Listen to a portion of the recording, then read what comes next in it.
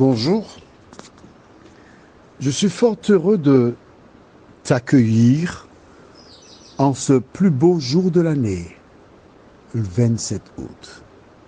Eh oui, aujourd'hui c'est le 27 août, pas aujourd'hui, mais le 27 août, c'est mon anniversaire.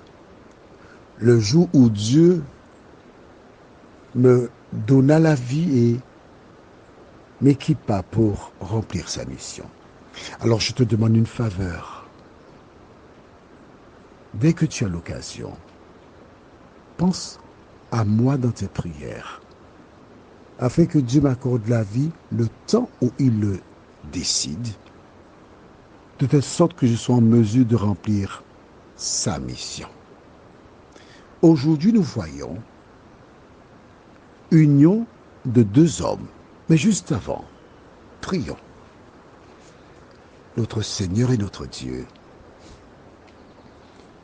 nous sommes heureux de nous tourner une fois de plus vers toi, la source de notre vie. Car un certain nombre de lois sont promulguées, mais nous voulons obéir qu'à une seule, celle de notre Créateur.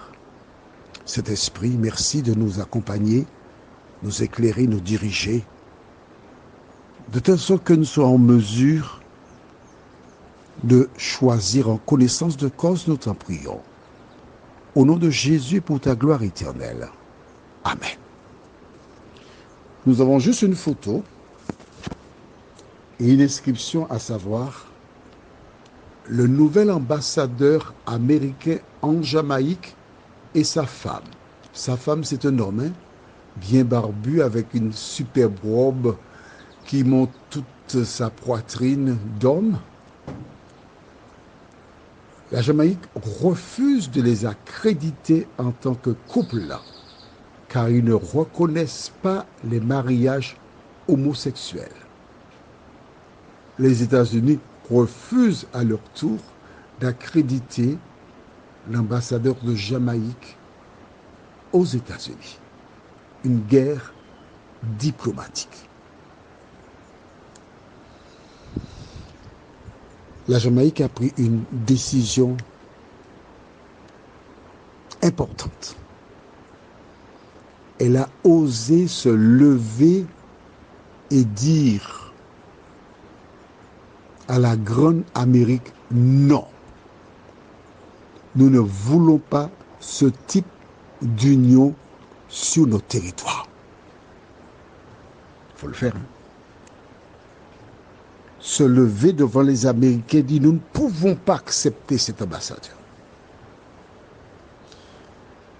Les îles anglophones sont bien plus tournées vers le christianisme. Du reste, les États-Unis ont été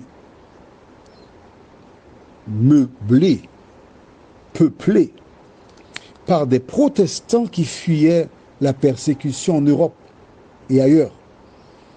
Et ils appelaient ce territoire le Nouveau Monde des protestants. Du reste, tu verras sur leur pièce de monnaie « In God we trust ». Nous plaçons notre confiance en Dieu. Pourtant, ces personnes, ou un grand nombre de communautés protestantes sont nées, ont voté le mariage et reconnu l'union entre deux hommes ou deux femmes. La Jamaïque a-t-elle raison? Parce qu'on sait que c'est un pays tout petit par rapport aux États-Unis. Mais face à la vérité, que dois-tu faire? Les États-Unis n'ont pas baissé la garde, mais la Jamaïque laisse un exemple pour dire à toute femme, tout homme, qui que tu sois, quand tu te trouves face à la vérité, tu ne dois pas baisser la tête, tu dois tenir tête, au contraire. Lisons, si tu le veux bien, dans le livre de Lévitique chapitre 18, verset 22. Tu me diras qu'on a déjà lu ce verset, c'est vrai. Mais il y a une raison à cela, tu verras. Tu ne coucheras point avec un homme comme on couche avec une femme, c'est une abomination. Cela ne doit pas se faire. Dieu ne prend pas plaisir à ce type de relation. Maintenant, si tu ne crois pas en Dieu, je dis bien si tu ne crois pas en Dieu, ça ne te concerne pas, et tu désires le faire, félicitations, c'est très bien. C'est ton choix, parce que Dieu crée les hommes libres. Mais si tu es un chrétien, si tu lis la Bible, tu vois ce verset-là, comment peux-tu aller prier Dieu alors que tu fais sciemment ce qu'il te dit de ne pas faire? Toujours au livre de Lévitique, cette fois-ci, chapitre 20, verset 13. Je lis. Si un homme couche avec un homme comme on couche avec une femme, ils ont fait tous deux une chose abominable, ils seront punis de mort, leur sang retombera sur eux. Ah, nous avons une précision ici. Il y a un additif, mais tu vois que c'est toujours le même acte qui est condamné par Dieu. Et il dit encore que c'est une abomination. En restant dans le même chapitre, lisons pourquoi. Des versets 22 à 24. Vous observerez toutes mes lois et toutes mes ordonnances, et vous les mettrez en pratique, afin que le pays où je vous mène pour vous y établir ne vous rejette point. Vous ne suivrez point les usages des nations que je vais chasser devant vous, car elles ont fait toutes ces choses, et je les ai en abomination. Je vous ai dit, c'est vous qui posséderez leur pays. Je vous en donnerai la possession. C'est un pays où coule le lait et le miel. Je suis l'Éternel, votre Dieu, qui vous est séparé des peuples. Est-ce que tu as vu ça? Je vous ai séparé des peuples. As-tu noté qu'il dit, vous ne suivez point les usages des nations? Donc déjà, en ce temps-là, les nations pratiquaient ce type de relation. Alors, il n'y a pas que ça, il y a d'autres, hein, d'accord? Mais Dieu a dit à son peuple, vous venez sur une terre sainte, il ne faut pas avoir ces pratiques. Cela glorifie le diable. Le verset 26 du même chapitre déclare, vous serez saints pour moi, car je suis saint. Moi, l'Éternel, je vous ai séparés des peuples afin que vous soyez à moi. Comment tu deviens saint? Quand tu obéis à la parole de Dieu. As-tu noté cela? Vous serez saints pour moi. Comment? Quand vous mettez en pratique la parole. Pourquoi? Car je suis saint. Moi, l'Éternel, je vous ai séparés des peuples afin que vous soyez comment? Mais c'est marqué là. Afin que vous soyez à moi. Ce qui veut dire que si tu fais les pratiques des peuples en question, tu n'es pas à lui. À qui es-tu? À Satan. As-tu noté que ce soit dans Lévitique 22, verset 18, pardon, Lévitique 18, verset 22, j'ai versé les chiffres, et ici dans Lévitique 20, Dieu dit de ne pas le faire. Et on le voit que c'est écrit deux fois. Quand c'est écrit deux fois, qu'est-ce que ça veut dire?